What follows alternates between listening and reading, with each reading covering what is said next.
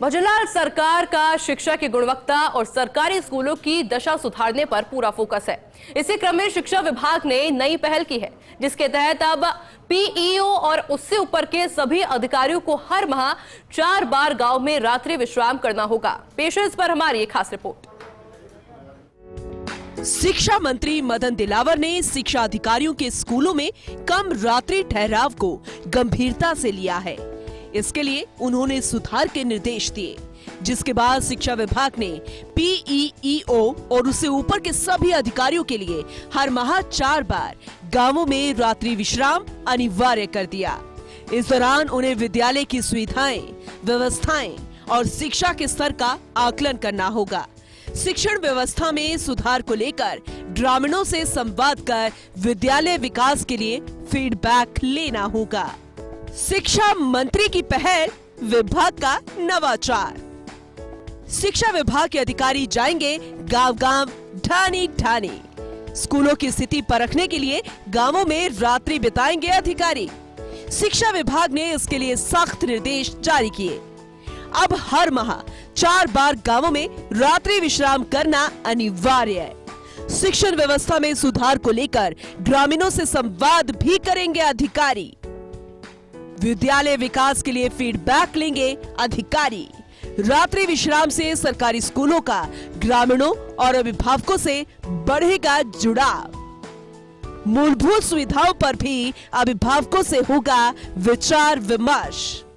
हमारे यहाँ seniors officer को, यानी सरकार में सीनियर्स ऑफिसर हैं, उन सबको पहले से प्रावधान है कि गांव के हालचाल जानने के लिए महीने में 4 दिन रात को गांव में रहना चाहिए।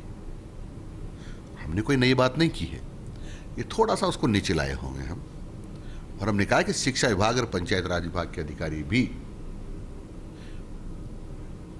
और अधिकारियों की तरह ही अब रात्रि विश्राम गांव में करेंगे, ताकि वहां की वास्तविक स्थिति सामने आ सके और हम उस प्रकार से आगामी योजनाएं बना सकें। शिक्षा विभाग ने इसे लेकर स्पष्ट निर्देश जारी किए हैं, ताकि आदेशों की खानापूर्ति न हो और इसका वास्तविक असर जमीनी स्तर पर नजर आए।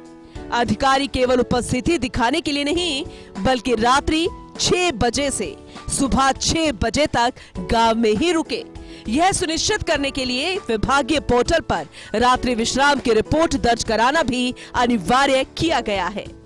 शिक्षा विभाग का नवाचार। 24 अप्रैल को निर्देश किए गए जारी। 29 मई को निदेशालय ने किए आदेश जारी। जून में आदेशों की अनुपालना की हुई समीक्षा बैठक में कम मिली रिपोर्टिंग। शिक्षा निदेशालय ने इसे गंभीरता से लेते हुए फिर से निर्देश किए जारी। संभागीय संयुक्त निदेशकों और मुख्य जिला शिक्षा अधिकारियों को दिए निर्देश।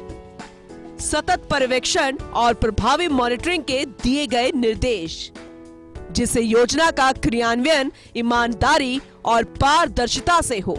राज्य के कई सरकारी स्कूल अब भी बुनियादी सुविधाओं की कमी से जूझ रहे हैं।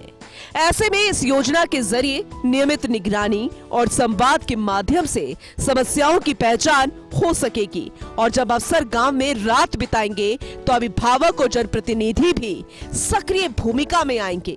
इससे न केवल स्कूलों की स्थिति में सुधार आएगा, बल्कि प्रशासन और जनता के बीच भरोसा भी बढ़ेगा। शहरी क्षेत्रों में भले ही बच्चों को बेहतर शिक्षा मिलती हो, अच्छा इंफ्रास्ट्रक्चर मिलता हो और बेहतर सुविधाएं मिलती हो, लेकिन ग्रामीण क्षेत्र ऐसे हैं जहां पर बच्चों को शिक्षा भले ही मिलती हो, लेकिन बेहतर सुविधाओं से कहीं ना कहीं वंचित रह जाते हैं।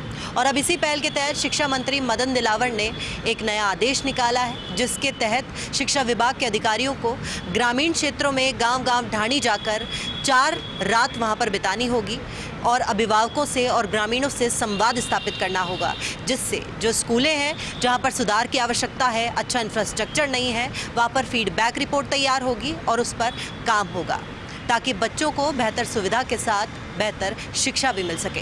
कैमरा पर्सन गिरीश के साथ मैं Dimple Sharma, first India news, Jaipur.